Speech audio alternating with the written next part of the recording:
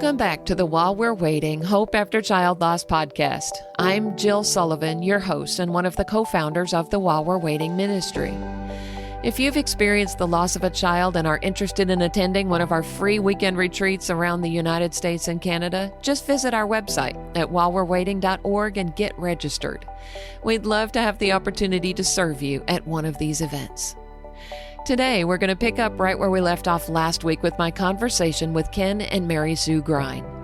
Last week, they shared the story of their son Jacob's life, from a fragile beginning in the NICU to the many ways God used Jacob's life to shape their family, deepen their faith, and redefine what it means to live with purpose and joy.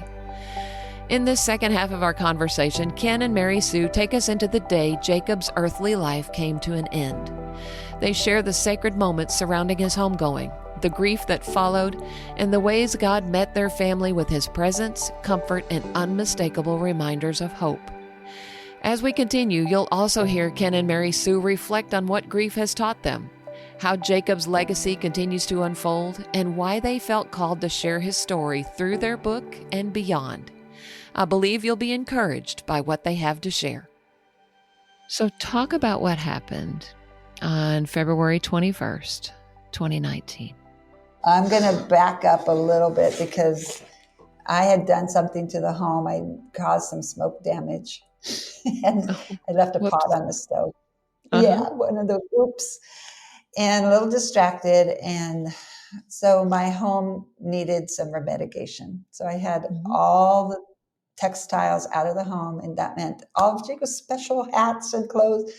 Everything that he deemed important to him was out of the until the day treasures. The day that it all got brought back and he entered the home and he had his joyful, voice going on like, "Boy, I'm here." And he comes back to the room that I was sitting in, waiting for him to meet me with the boxes for he to open and put things back on the hangers and put things back in the place.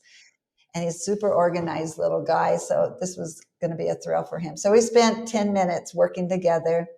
And that morning, I had taken him to get blood work. And it was the annual 6-month kidney checkup. And so the blood work precedes it, and the next day he goes in for the physical. So we went at that early morning, got the blood work. He comes home. Now we're unpacking his boxes in his room. And then it's time for him to go off with his daddy. So his dad comes in and says, "Let's go." And they were going to go off to the doctor appointment, a different doctor appointment.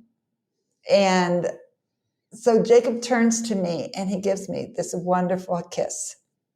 And you have to realize that he's a loving person. He's full of, affection, but this was a momentous kiss. He was thrilled over his boxes, but he was giving me the kiss that, "Thank you, Mom. I love you so much. You're right there where I need you to be." And then he left the house with his daddy. So I took him to the doctor's appointment. We messed around. Him and I had this relationship of teasing each other nonstop. So all the way there, we're just teasing each other, laughing, having a great time. Get to the doctor's.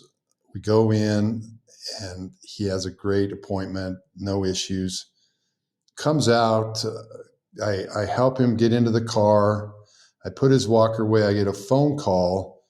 And it's a client, and I usually just drive when I'm talking with my clients, but for some reason, we know it was the Lord, had me sit. And so I sat in the front seat, and Jacob was sitting next to me, and all of a sudden, I hear him, he's in distress, and he is swaying back and forth in the front seat. And all of a sudden, he puts his head back, stiff as a board, and then falls forward, and the seatbelt catches him, and he's slumped over in the front seat. I go into shock. I would tell you that I knew he was gone. the Lord just spoke into my spirit.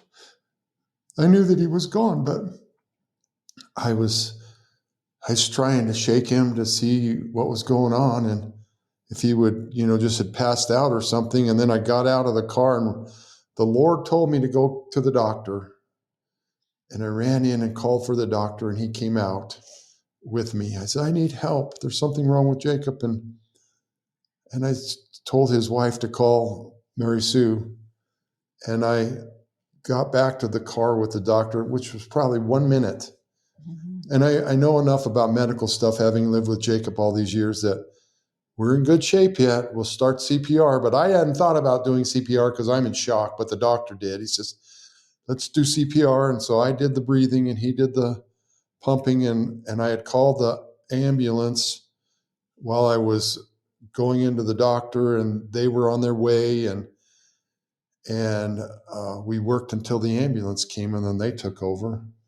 And so I got that phone call from receptionist saying, Mary Sue, something's wrong with Jacob. You need to come right away. So I left my home and I called my daughter on the way. And Hannah's the oldest daughter. And she calls her brother Luke and then her sister Grace. And they connect with their husbands and wives and their children that were born at the time. We had 4 grandchildren. And miraculously, I go to meet with Ken. Ken and I leave following the ambulance over to the hospital. All of my children converge on the hospital simultaneously at the same time that we arrive. So our daughters come in through the ambulance service and my son and us come in through the front doors. And we literally felt like God knew he didn't want anyone to be left out. That we had already spent so much life together that he knew that we'd all want to be there as a team. So we're in the room while they're doing life support, and I have on my cell phone the results from that blood test that we were taking from the morning, and they had been coming through. And my daughter, Grace, the youngest one, is a nurse practitioner. And I'm looking at them and I show them to her, Grace. I says, is there any reason why I should have been alerted there's something wrong with Jacob? Because I would feel really bad if I had missed that, because caregiving for 37 years, I knew what to look for. And I was like, It looks like everything is good. And Grace says, Mom, it is. He's just fine, but you need to stop. He's gone. And so her telling us, and then the doctor said, do you want us to end the life support? It was like a bookend. Here we had the beginning of his life where they said, we need you to stop life support. And at the end, the doctors are saying, do you want us to stop life support? So we're in this frame of, God knows, like in Ecclesiastes, I know the time to be born and I know the time to be for death. Mm-hmm. And so we just knew reassuringly with Gracie's help that it was over. And so we had to nod and say, yes, you can discontinue life, chest compressions and all of that. And the Lord showed us this during the last 6 months, that most parents never have to deal with that once. Mm-hmm. Right. And say, we're going to let him die. Mm-hmm. And we had to do it twice and make those decisions for him. And we're glad we made the first decision, and we're glad we made the second decision. Right. Sure. But it's a thing that we've dealt with now, because that's a traumatic thing you go through. Right. And so one of the most beautiful parts about death is that you look back and you see the hand of God. And so through all those years, we are just reminiscing, and now he's laid out beside in front of us. And our son, Luke, starts singing, this is the day that the Lord has made. Let us rejoice and be glad in it. Because, yes, now he gets to be with Jesus. Yes. And we're surrendering to him by saying, this is your day, Lord. Thank you for taking care of him all this time. And we're definitely in mourning and grieving, and we're all there. And we have 3 extra grandchildren who are age 10, 8, no, what were they? 8, 9, 7, and 5. 9, 7, and 5. And then our youngest one was 9 months. So those 3 older grandchildren were there, and the 5-year-old is mourning with us, and she stops crying, and the whole room stops, and we hear her say, "He's leaping." And then we're like, what is she saying? We're not fully aware of what she just said. And we go back to weeping, and 2 more times, a total of 3 times now, she bursts out, "He's leaping." And we realized she was seeing him in heaven, and that he was totally healed, and he was running and jumping and doing the things his legs could never let him do before. And we know he was rejoicing, being in the presence of his Lord and his Savior with Jesus. So it was our gift from heaven to show our 5-year-old grandchild, who you could not deny that what she was seeing. It wasn't a dream, and this is a story. She wasn't making it up. Real thing. Mm-hmm. It was also interesting because we got there around 3:30 that afternoon, and we had a few friends come by, and family, all the family and some other family came, but we stayed from 3:30 to 8:30, and we absorbed. It was a sovereign, it was a sacred time that God communed in our hearts and brought healing as we were working through his passing, because it was so unexpected. Right. And we didn't feel rushed, and the hospitals didn't come in and pressure us to leave. And we were able to enjoy Jacob those last hours. And after we were done that night, we went home. Our 3 kids came to our house, and we were making a plan for the next few days. But I got real with them, and I said, I can't live with what happened and not being able to bring it back to life. I can't live with that memory of what happened and what we did. And my family comforted me, and through the next day, God spoke into my spirit. Yes. Because it was this memory you just don't want to remember. Right. Yes. And God spoke into my spirit and said, "You were his daddy." And whenever he had to have a surgery, Mom was there to comfort, hold his hand, and I was there to distract him for what was coming. Dad was there to make things better. Yeah, that's right. And so I was there to bring peace into his life in his last moments. And God came to Ken and reassured him that Jacob needed his dad.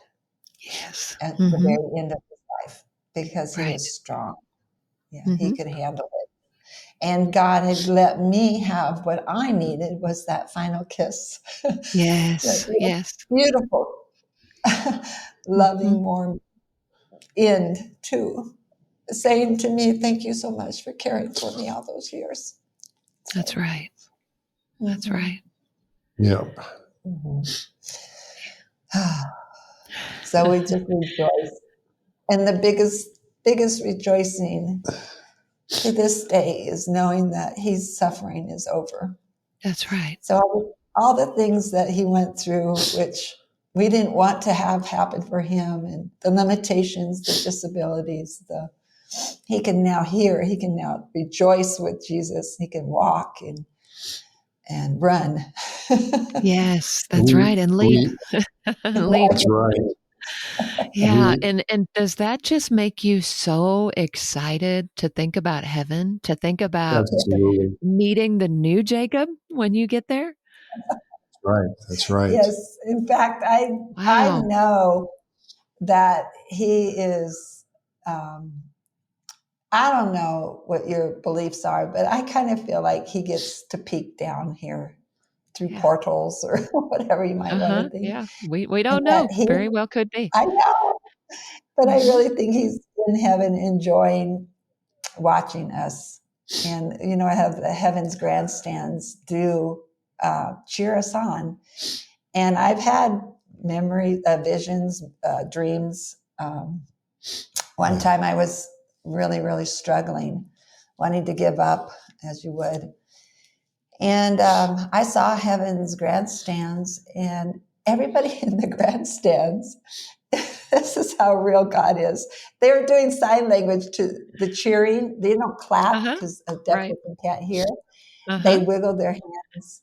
Yep. And all the grandstands were wiggling their hands, cheering me on. Oh, I And love it was, that Jake so is right much. behind that. I was Yes. just like, Yes. Mom, you're going to make it. Keep going. Oh, what a Run beautiful that race. picture. Yes. Oh, thank you for sharing that with us.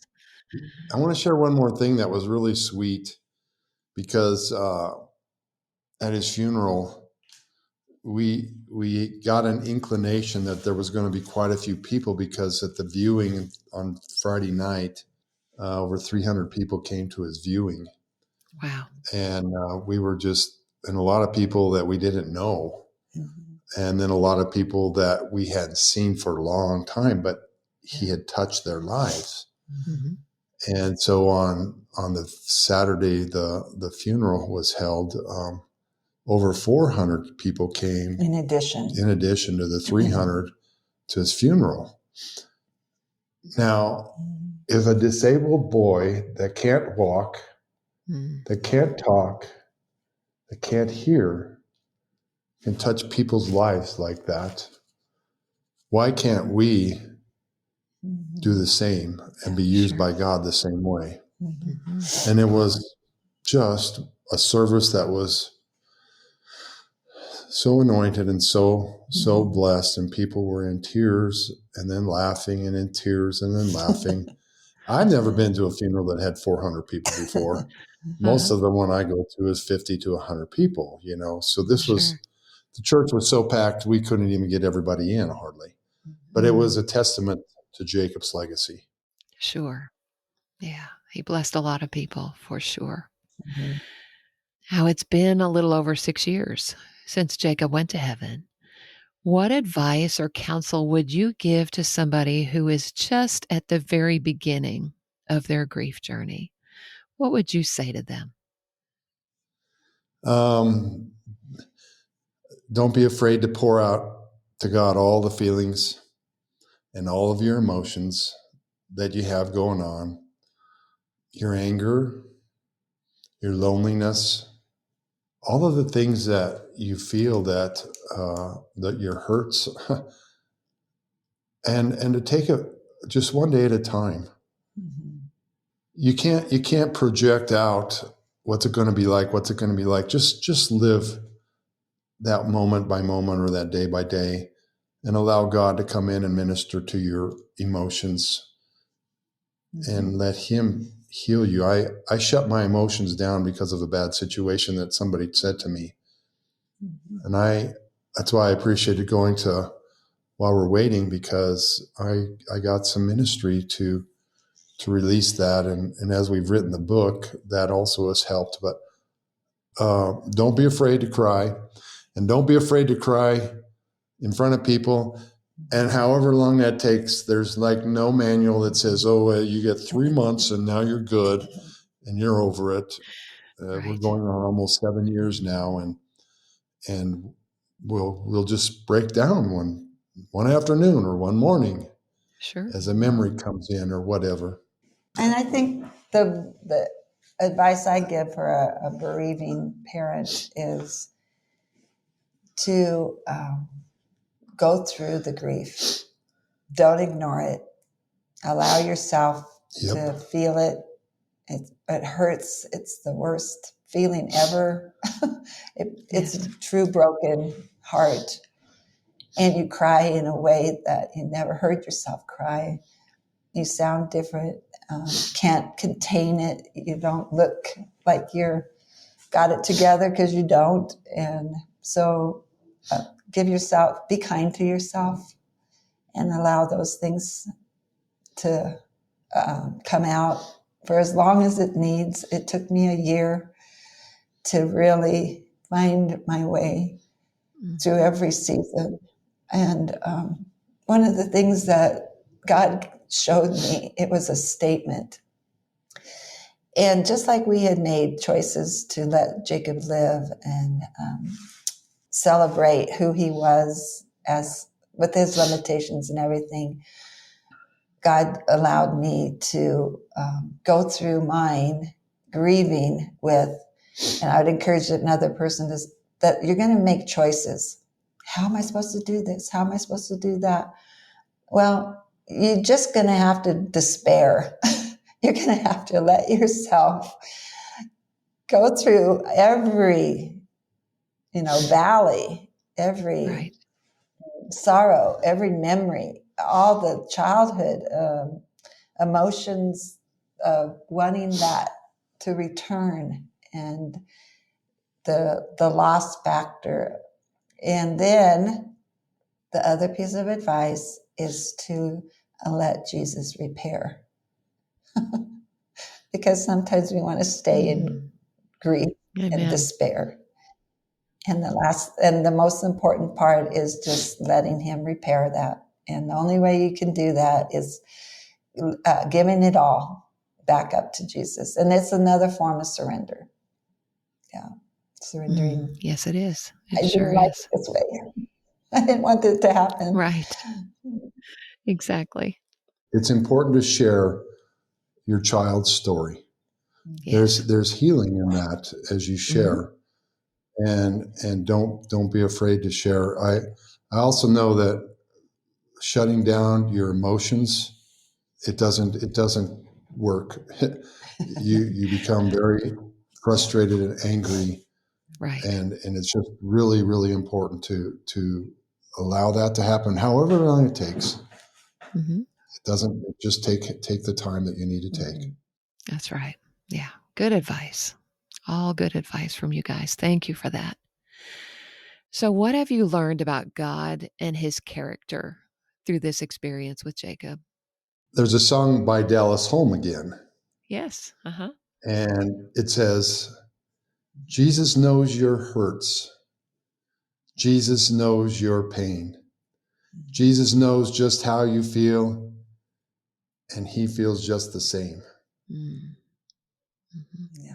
My brother, Jesus, experienced loss and pain and heartache, losing his father, losing friends. And he has love and compassion for us and what we're going through. And I just know that brought a settling into my spirit that I can talk to him about this. Right. I can share my deepest feelings. I think we get afraid to share our deepest feelings that God's going to get mad. Or I'll say this, Christians mean very well, and they'll tell you, oh, God is here. He's going to get you through this. It's going to be okay. And yeah, that's true, but it causes you to almost want to, something's wrong with me if I'm not quite right through it. And okay, I'll perform when I'm around you guys. Oh yeah, I'm doing great. Right. You feel this pressure. Yeah. And Jesus is there saying, I know what you're going through, and you can take whatever time you need. Yeah. And for me, the character of God that stands out is he is my rock. I started as 22-year-old, and I knew Jesus as my Lord and Savior, but I hadn't experienced really relying on him. And I found him to be faithful and steady and always available. And he wasn't ever going to move. He was just there. And at the end of Jacob's life, I had come to that place of going, God, you proved yourself, and I am never going to leave you. I never became angry at God for all those things that Jacob didn't get to do. And now that he's out of my life, the character of God was, no, he proved himself. He's still so full. He's for me. He's my cheerleader. He's working behind the scenes. And then he gets to show me them. But I'm just blessed to have gone through the fire and the challenges that just truly proved God's faithfulness in all things, even to the last minute and my kiss and how the children Yes. being at the Yes. graveside together and Brinley leaping and revealing the Mm-hmm. goodness of God. So, Yeah. I love that. Thank you for that. Now, you guys have written a book titled Jacob's Story. Why did you decide to write the book? Talk a little bit about that process. Obedience. Mm-hmm. 3 months after Jacob passed, I was out on a walk, and the Lord told me, you need to write a book and you need to do a movie. And I come home and I said to Mary Sue, I says, God said we need to write a book and do a movie. And she says, I said the same thing. I heard God. Oh my gosh. I think we're supposed to write a book. And I was so like, I can't do this whatsoever, Sure. In fact, one of the things that we laugh about now is I'm just a piano teacher. I'm just Just a a builder. piano teacher, just a builder. Yeah. We don't know what we're doing. Uh-huh. And God said, oh no, there's so many more people that need to know the story. So yeah, it started out of obedience, but we also knew people needed hope. Yep, they sure do. It's a story that brings tears, but it also brings a lot of joy. I'm sure. And so as people go through their difficult times, they think it's never going to end. And sometimes it doesn't end and it just keeps going. Yeah. And God wants to bring hope. Mm-hmm. He's also wanting to bring in our hearts where the people will come to know Jesus. Yeah, that's right. Or recommit their lives back to Jesus, because they might be in a difficult situation and they've been mad at God, and they can say, okay, I can give God a chance, or I've never known God, so it worked for these people. Maybe it would work for me. Yeah. That's the main reasons. Yeah. So that's what you hope readers come away with from the book, isn't it? Just hope. Yes, And yes, yeah, yes. and to know the Lord. That is wonderful. So you said a movie also. Is there a movie actually in the works? What does that look like? Well, we went to what's called NRB, National Religious Broadcasting in Texas. We learned all of the ropes on what was going to happen. We didn't have our book written, but it was going to be written. This was back in January. And during that event, we met our script writer, who we hired, and he wrote the script, finished in September. And so we have been on this whirlwind. This doesn't happen normally this quickly, Right. but God is Sure. swiftly bringing us into an opportunity to try to expose the story for a movie producer. So we went to ICDM in Orlando, Florida, where all the Christian media gathering. The weekend after while we were waiting. Okay. Yes. Yeah. It was perfect timing. Yes, it is. And so we did meet through what's called pitching your story. Sure. Many, many producers. We have at least 4 people interested, producers. But we've sent the script out to 4 different companies right now. So we've been met with, wow, this is a great story. I would love to see what we could do with it. There's a lot more that goes into that. So we're in the waiting process. While we're waiting. That's right. That's right. To have a movie come together takes time, takes funding. We don't have funding, but we have faith. And God told us to do this. And so we've surrendered the movie to the Lord, just like we surrendered Jacob on his So 1 week really, old. as we speak, people are reading the script and making decisions, and Okay. we'll see. Yeah. Well, we will be excited to see what comes of that. Mhm. That really is exciting. Yeah. All right. Well, we have been visiting for quite a while. And so it's time to wrap up our conversation. And there's one final question I always like to ask of my guests on the podcast. And that is, has music been an important part of your grief journey? And if so, what is on your playlist? And I'm guessing already that there's some Dallas Home on your playlist. And Oh, funny gosh. story, my husband and I first date was to a Dallas Home concert Oh my Cool. gosh. Cool. on Oh, how campus at the exciting. university, Washita Baptist University, where we met. So, yeah, I have an affinity for Dallas Home myself. Mhm. Yes. Yes. Oh, he is definitely the first thing on my playlist. Sure. All of Mhm. his songs in particular. Two really special songs that really, really touch our hearts are two of the songs that was on his memorial video that our son put together, Luke put together. I raise a hallelujah. Yes. Hmm. And uh, this is how we fight our battles. Uh-huh. Yeah. And those two have ministered to us for the past 7 years, 6.5 years, Mhm. and are very, very special to us because Mhm. it was Jacob's life. It was he had to fight, and he fought, and he ran his race. Mhm. Hebrews 12, 1 and 2. It's on his headstone.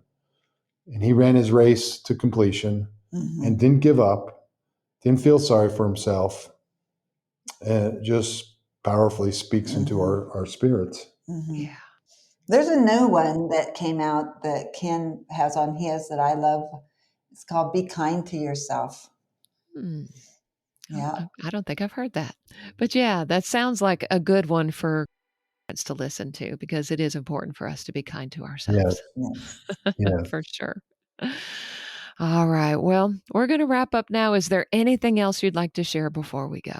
I would say that if people want to find out about our story, Yeah. we have a website, and it's Mhm. called Jacob, a lifeworthliving.com. That's Jacob, a lifeworthliving.com. You can go to that website, and there's a place to actually subscribe on the website. And we send out emails twice a month that gives updates of the journey that we're on. And then we're on TikTok and Instagram, Facebook, all of those sites, YouTube. We're starting to have a huge following on YouTube. I think we have over 11,000 subscribers on YouTube in 2 months' time. And so, if you're wanting to see any of our reels that we do, Mhm. we have reels and we have talking situations where we're sharing about different things that's taking place. Like we visited his Goodwill. We didn't even talk about a lot of these places that it's Right. in the book, but He was a we wonderful delivered. Goodwill employee, wasn't he? Yes. Yes, he was. And we were there this week and did a little short video on those things. But we're just helping people to get invested in us and what we went through and what Jacob was like. So there's some fun reels on YouTube, especially. Wonderful. And my final word is just to encourage anybody to hold on a little longer. Your answer is soon to come.